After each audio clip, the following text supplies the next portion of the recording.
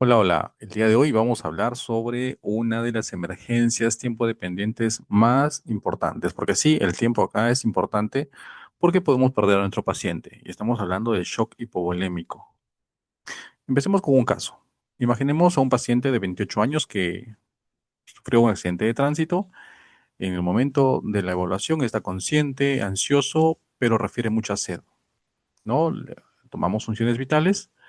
Y la frecuencia cardíaca está en 128 latidos por minuto. La presión arterial está en 92/58. La piel está fría y tiene un llenado capilar de 4 segundos. La frecuencia respiratoria también está ligeramente aumentada. Como vemos, la presión no parece aún estar extremadamente baja, pero tenemos un detalle. El paciente ya está presentando signos de hipoperfusión. Si esperamos a que la presión sistólica descienda por debajo de 90, probablemente estaremos reconociendo el shock un poco tarde. Entonces, la primera idea que debemos recordar es que el shock no se define exclusivamente por hipotensión. Se define por una incapacidad del sistema circulatorio para proporcionar oxígeno suficiente a los tejidos. Vamos a iniciar con un poco de conocimiento de este tipo de shock. Entonces, en el shock hipovolémico existe una pérdida del volumen circundante efectivo. Esa pérdida va a reducir el retorno venoso, va a disminuir la precarga, reduce el gasto cardíaco y finalmente va a comprometer la perfusión tisular. Entonces la evaluación debe integrar la fisiología, el mecanismo, el patrón anatómico de lesión y la respuesta a la reanimación cuando empecemos el tratamiento. Recuerden que ningún signo vital aislado va a descartar o confirmar un estado de shock. ¿Qué tenemos como concepto entonces? Que el shock hipovolémico es un estado de hipoperfusión tisular originado por la pérdida aguda del volumen intravascular. Entonces, esto puede producirse por pérdida de sangre, que denominamos shock hemorrágico. Puede producirse también por una pérdida de agua importante y electrolitos, como ocurre en los vómitos, en las diarreas, en las quemaduras, y en los pacientes, por ejemplo, con una diabetes insípida o una poliuria intensa. Entonces, tenemos que considerar las causas, que puede ser hemorrágica o no hemorrágica. Bien, para entenderlo podemos utilizar una ecuación importante. Bueno, la más importante acá es el gasto cardíaco, que es igual a la frecuencia cardíaca multiplicada por el volumen sistólico. ¿Y por qué es importante esto? Porque el gasto cardíaco es importante porque de esto va a depender el aporte de oxígeno a los tejidos. Entonces, si tengo un tejido que no está recibiendo oxígeno, pues esto va a empezar un metabolismo de tipo anaerobio y todo el proceso que viene hacia la acidosis. Por tanto, en la hipovolemia, aunque la saturación de oxígeno sea aparentemente normal, el aporte global de oxígeno puede estar reducido porque disminuye el gasto cardíaco. Entonces, en la hemorragia también disminuye progresivamente la hemoglobina, reduciendo todavía más la capacidad de transportar oxígeno. Es por ello que cuando tenemos un paciente con una hemorragia, no nos sirve de mucho el tomar una hemoglobina inicial. Debemos basarnos más en la clínica. La hemoglobina puede ser referencial, pero no tratamos en base a la hemoglobina, tratamos en base al patrón clínico. Entonces, si tengo un paciente con una saturación de 98%, esto no me garantiza una perfusión adecuada. La saturación informa cuánto oxígeno transporta proporcionalmente la hemoglobina disponible, pero no nos dice si existe suficiente flujo de oxígeno ni suficiente masa de hemoglobina. Entonces, no nos fijemos solamente en la saturación. Dentro de las etiologías, como lo había mencionado, tenemos hemorrágica y no hemorrágica. Eh, sí, el siguiente paso es diferenciar, ¿no? Si la pérdida es hemorrágica o no hemorrágica, porque el tratamiento no es el mismo. Recuerden, pérdida de sangre, volumen sanguíneo, reposición, no hemorrágica, pues cristaloides. En el shock hemorrágico debemos pensar en trauma como una de las principales causas. Trauma. Hemorragia digestiva es otra causa importante. También en las mujeres la parte obstétrica o también en una parte quirúrgica. Eso es lo que podemos considerar, ¿no? Podemos un grado postoperatorio. una ruptura vascular, hemorragias internas ocultas, que nos pueden orientar hacia el diagnóstico. En trauma, por ejemplo, la sangre puede perderse en 5 lugares principales.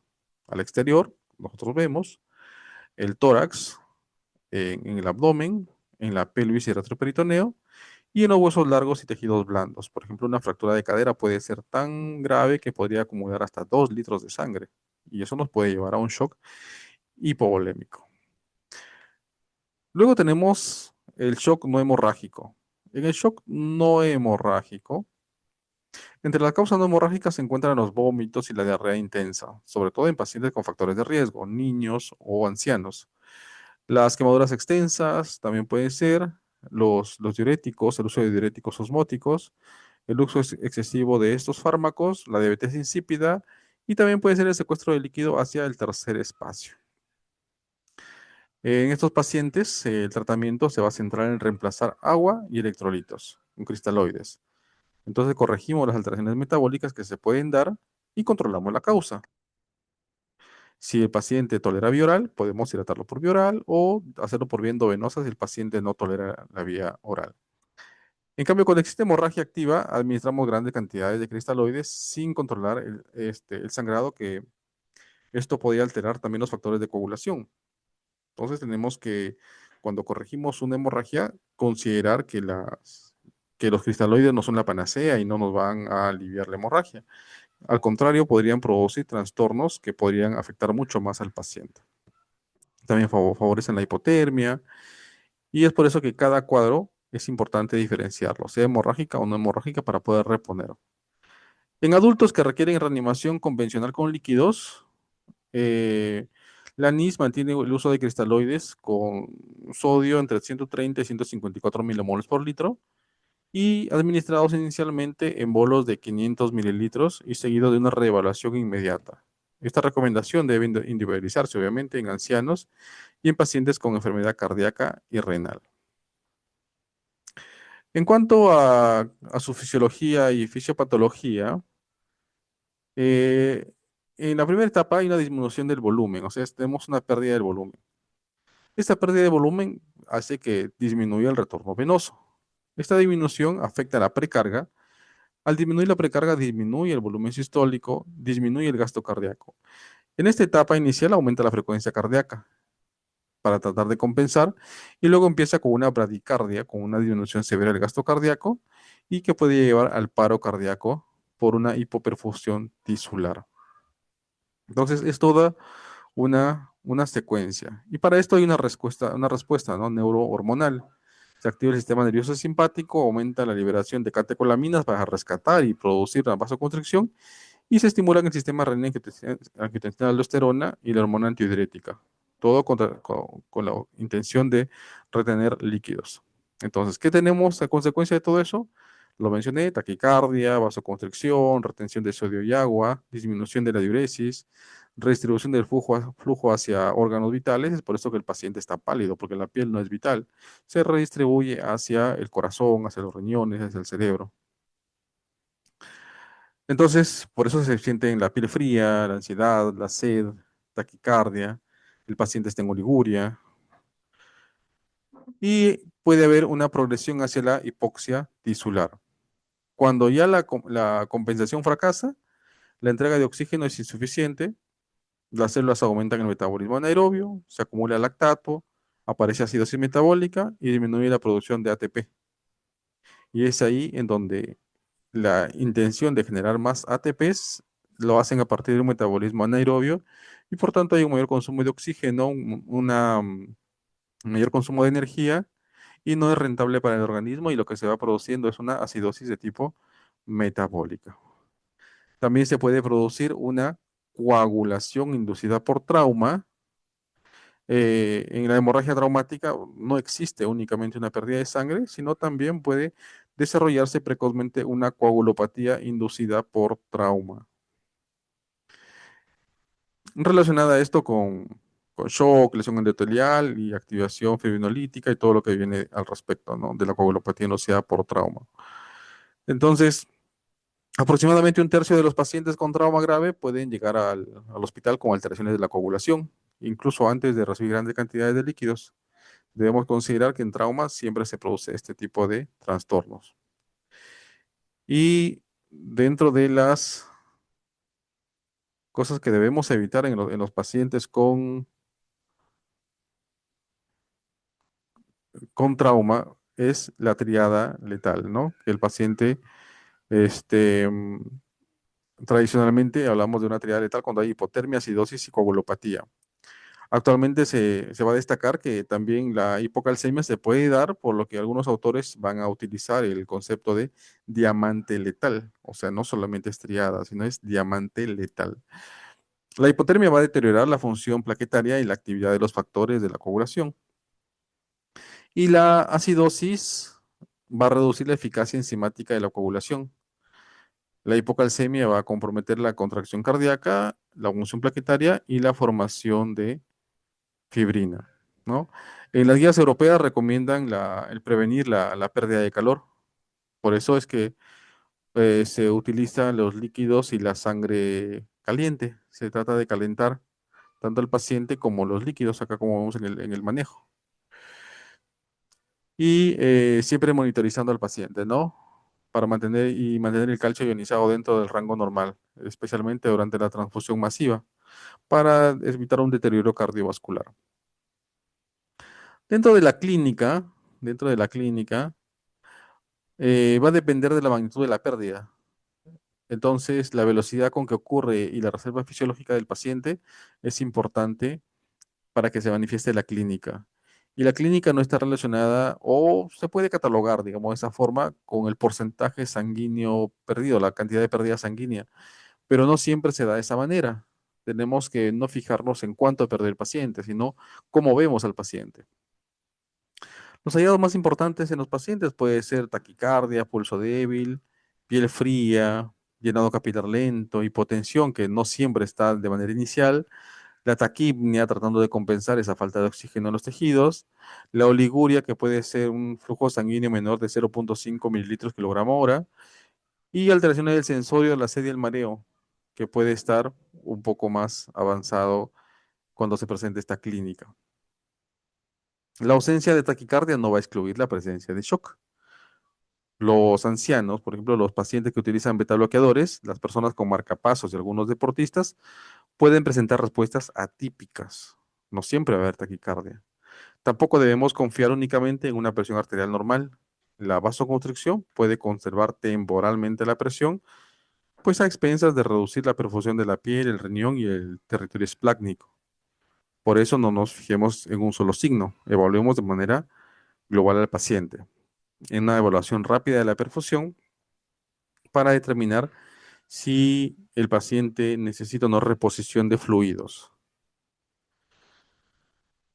Ahora, durante la evaluación inicial debemos observar el pulso, o sea, una monitorización hemodinámica. También tenemos que determinar la temperatura de las extremidades, el llenado capilar, el estado mental y la diuresis. La diuresis objetivo habitualmente en el adulto es al menos 0,5 por kilogramo por hora. Una diuresis menor puede ser una manifestación de hipoperfusión renal, aunque también debemos descartar obstrucción, enfermedades renales previas o problemas con las sondas, si el paciente tuviera una sonda. Y una herramienta sencilla es el índice de shock, en donde la frecuencia cardíaca dividida entre la presión arterial sistólica nos da este resultado, ¿no? El índice de shock, frecuencia cardíaca sobre presión arterial sistólica. Un valor pues, superior a 0,9 en el índice de shock debe aumentar nuestra sospecha de compromiso hemodinámico y posiblemente necesita el paciente transfusión.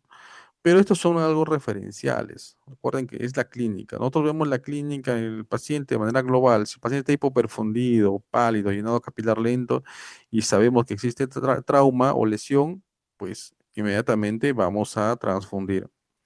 Las guías europeas recomiendan emplear el índice de shock o la presión de pulso para apoyar la evaluación del grado de volemia y los requerimientos transfusionales. Son guías que nos pueden recomendar, pero siempre nuestra clínica es la que va a mandar, porque siempre al final de la guía te dice individualiza en cada caso. El diagnóstico, el diagnóstico del shock es clínica, más laboratorio, más monitorización. Eh, los exámenes complementarios ayudan a cuantificar la hipoperfusión, nos ayudan a identificar la causa y monitorizar la respuesta.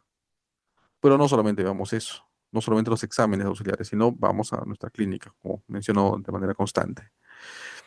En la evaluación primaria hay un XABCDE. ¿Por qué el X o por el XABCDE?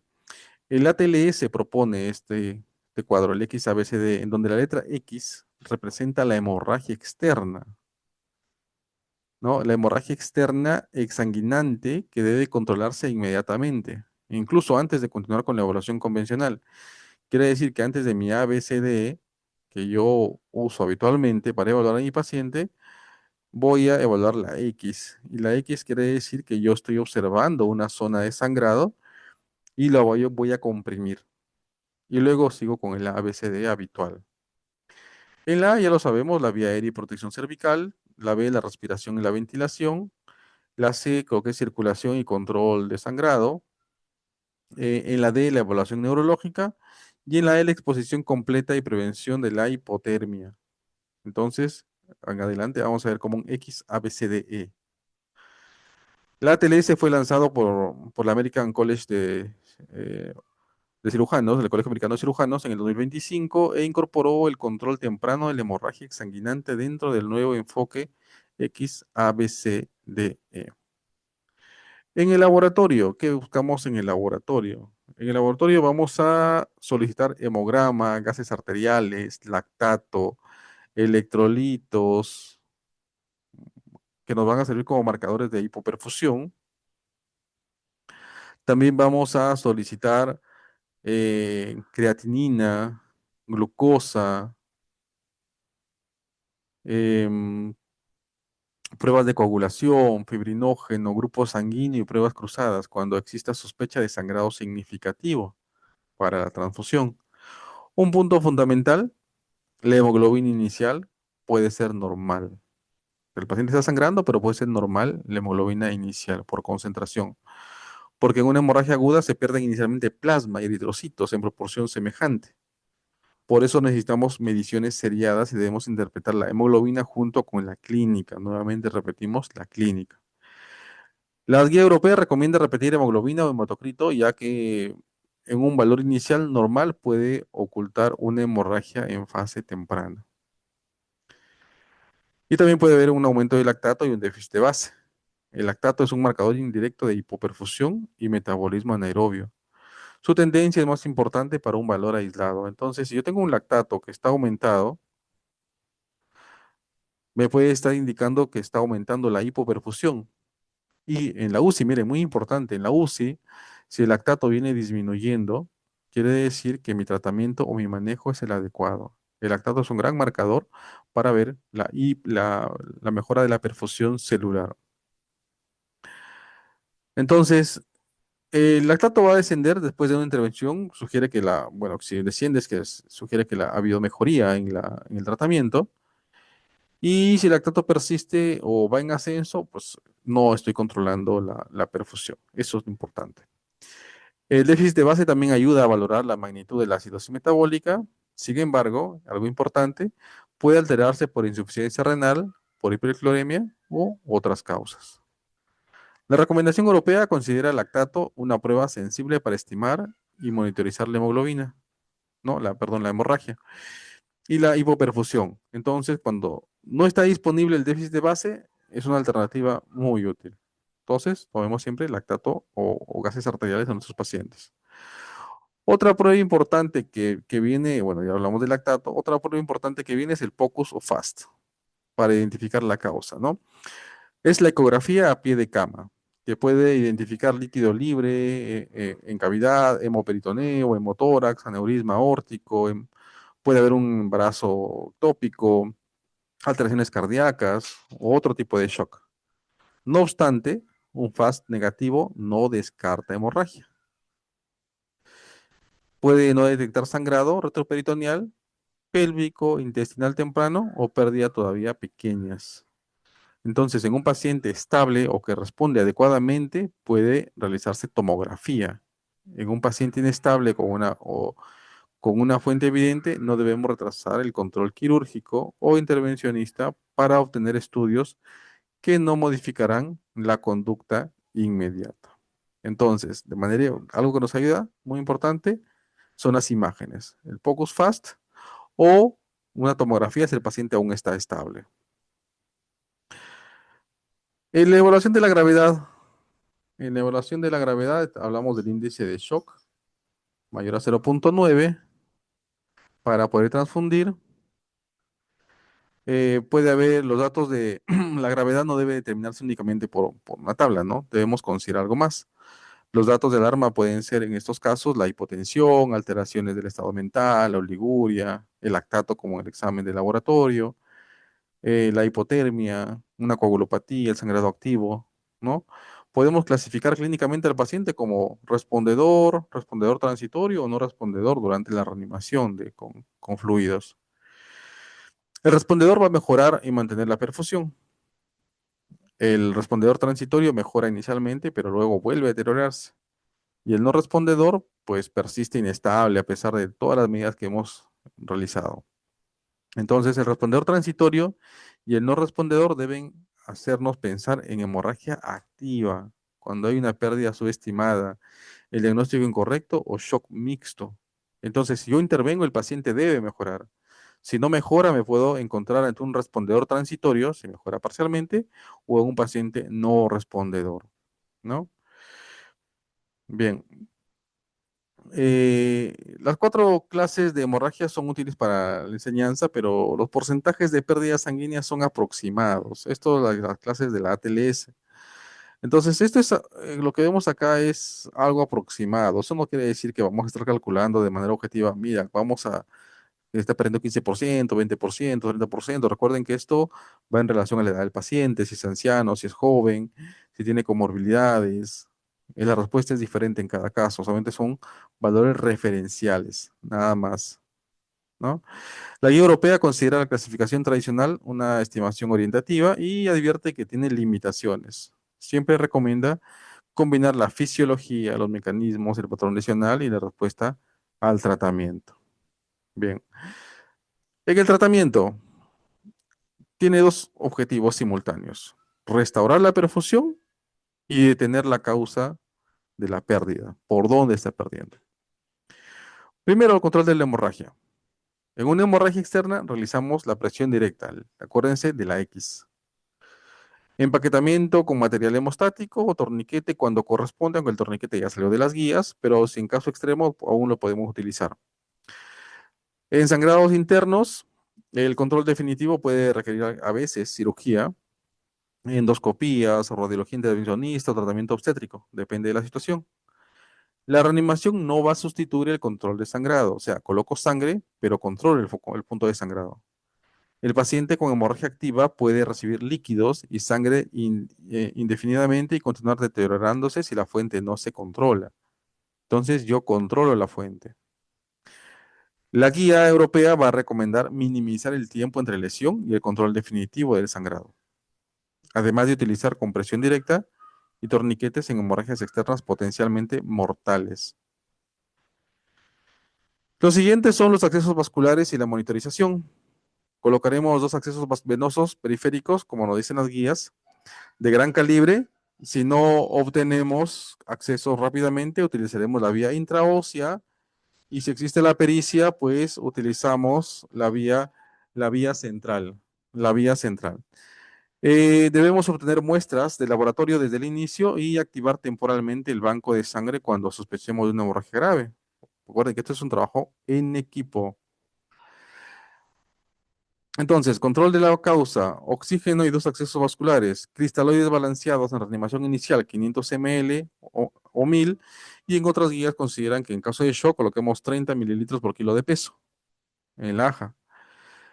Cuando hay sangrado, hemoderivados tempranos y reanimación hemostática. Se puede utilizar ácido tranexámico precoz si hay trauma hemorrágico menor a 3 horas. Si no se controla, incluso podemos llegar al caso de la hipotensión permisiva, solamente si el sangrado no mejora. ¿Ya? En el paciente con hemorragia activa entonces y sin lesiones cerebrales graves, no siempre debemos normalizar inmediatamente la presión arterial. Y es ahí que vamos la hipotensión permisiva, en donde el objetivo aproximado es entre 80 y 90 milímetros de mercurio, la sistólica, y una media entre 50 y 60 hasta controlar el sangrado. Se ha demostrado que esta estrategia no se aplica de manera automática al paciente con trauma craneoencefálico grave, en quien debemos de proteger la perfusión cerebral y aumentar la presión. Tampoco debe extrapolarse sin cautela a ancianos, embarazadas o pacientes con hipertensión arterial crónica. Ahora, el uso de hemoderivados. Si existe hemorragia grave, debemos iniciar precozmente hemoderivados y activar el protocolo institucional para una transfusión masiva si fuera necesario. Entonces, durante la fase empírica se utilizan concentraciones de eritrocitos, plasma y plaquetas en proporciones balanceadas. Los protocolos suelen trabajar en rangos cercanos a 1,11 o 1,12 hasta disponer de pruebas convencionales o viscoelásticas. Los umbrales restrictivos de hemoglobina, como 7 gramos por decilitro, van a corresponder principalmente a pacientes hemodinámicamente estables. No debemos esperar a que la hemoglobina llegue a 7 para activar una transfusión masiva o en un paciente que se está exsanguinando. En pacientes que tienen una cardiopatía o comorbilidad, no debe ser la hemoglobina menor a 8. Había mencionado el uso del ácido tranexámico, que está indicado en pacientes traumatizados que sangran o tiene alto riesgo de sangrado siempre que se administre precozmente. El esquema que recomiendan es 1 gramo en 10 minutos, seguido de 1 gramo durante 8 horas, iniciando dentro de las primeras 3 horas desde la lesión. No debe administrarse de manera indiscriminada a todas las causas de hipovolemia. Su indicación en la diapositiva, como lo metemos acá, está exclusivamente relacionada con trauma. Debemos hacer una corrección de la coagulación también, como lo había mencionado. Se pueden usar vasopresores si fuera necesario, pero recuerden algo importante, los vasopresores no sustituyen el volumen ni control de sangrado. El más importante o el más usado es la noradrenalina, que puede utilizarse de manera transitoria si la estrategia restrictiva de fluidos y sangre no consigue mantener una presión mínima compatible con la perfusión. Entonces, si tengo una presión sistólica por debajo de 80, debería estar usando noradrenalina. Podría empezar por vía periférica titular hasta tener el objetivo de presión arterial y esto me da el tiempo para hacer las transfusiones que sean necesarias, ¿no? Y las guías europeas van a recomendar la noradrenalina. Va añadida en la reanimación cuando no se logra la presión objetivo, pero va a desaconsejar utilizarla rutinariamente antes de corregir la hipovolemia y controlar la hemorragia. Entonces, vamos a colocar volumen, sangre, cristaloides, y a la par, si no podemos controlar o no logramos la presión arterial objetivo, vamos a iniciar con noradrenalina. Las metas de reanimación. La meta no es conseguir solamente una presión arterial bonita en el monitor. Debemos buscar la mejoría del estado mental del paciente, los pulsos periféricos más palpables, el llenado capilar más rápido, extremidades más calientes, una mejora de la presión arterial, mejoría de la diuresis mayor a 0,5 ml por kilo hora, un descenso del lactato, una mejoría del déficit de base, correcciones de la hipotermia, la hipocalcemia y pues finalmente el objetivo es controlar definitivamente el sangrado, que no sangre más. Entonces, normalizar la presión con vasoconstrictores mientras el lactato continúa aumentando, el paciente está frío y no produce orina, no significa que hayamos revertido el shock. Tenemos que controlar todo. La panacea no es el vasoactivo. Debemos de reponer volumen hasta recuperar a nuestro paciente. Volumen sanguíneo, porque perdió sangre. Dentro de los diagnósticos diferenciales, dentro de los diagnósticos diferenciales, vamos a tener pues los otros tipos de shock. Recuerden que no toda hipotensión con taquicardia es hipovolemia. Puede haber shock séptico, cardiogénico, obstructivo, anafilaxia. La hipotensión pues es tardía y al tratar al paciente no solo no solo tratamos la presión arterial, tratamos globalmente al paciente considerando el cuadro clínico y sus comorbilidades. Durante los últimos años ha aumentado el interés por la sangre total del grupo O y bajo, y bajo título. Tiene ventajas logísticas porque combina eritrocitos, plasma y plaquetas en un solo producto, ¿no? Pero aún es una situación que está en estudio. Ya informaremos más adelante al respecto cuando tengamos de repente más información al respecto, ¿no?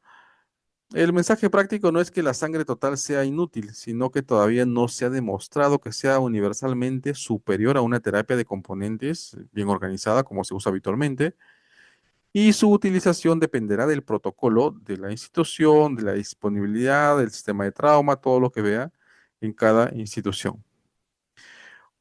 Bien, para finalizar vamos a recordar algunas ideas esenciales. El shock es hipoperfusión, no solamente es hipotensión. La taquicardia, la fiebre fría, el llenado capilar lento y la oliguria pueden aparecer antes que la hipotensión. En trauma utilizaremos ahora, ya lo saben, el XABCD. Primero controlamos la hemorragia exsanguinante.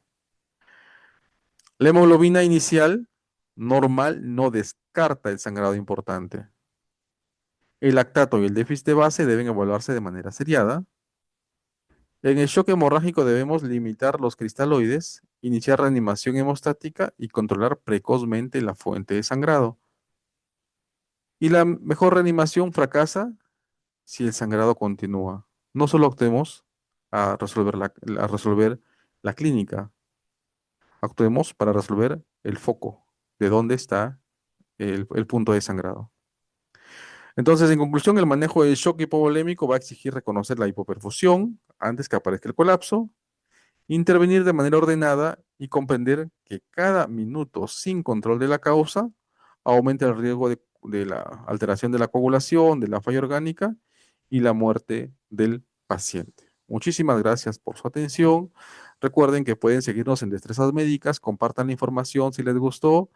Nos vemos en un próximo video.